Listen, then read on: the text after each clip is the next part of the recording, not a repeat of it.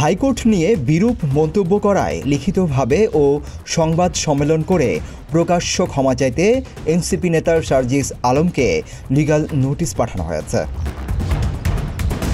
শনিবার সুপ্রিম কোর্টের আইনজীবী মোহাম্মদ জসিমউদ্দিন সার্জিস আলমকে এই লিগ্যাল নোটিশ পাঠিয়েছেন। গত 22 মে হাইকোর্ট ইশরাক হোসেনকে ঢাকার মেয়র হিসেবে শপথ না পড়ানোর নির্দেশনা চেয়ে রিট খারিজ করে আদেশ দেন। এই আদেশের পর ফেসবুকে এনসিপি নেতা সার্জিস আলম লেখেন, মব তৈরি করে যদি হাইকোর্টের রায় নেওয়া যায় তাহলে এই হাইকোর্টের দরকার কি?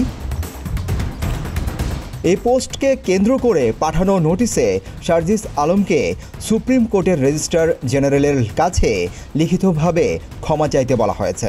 একই সঙ্গে নোটিশ পাওয়ার 2 ঘন্টার মধ্যে সংবাদ সম্মেলন ডেকে তাকে প্রকাশ্যে ক্ষমা চাইতে বলা হয়েছে। অন্যথায় আইনগত ব্যবস্থা গ্রহণ করা হবে বলে জানান আইনজীবী। সিদ্দিকুর রহমান রোমন, প্রতিদিনের বাংলাদেশ।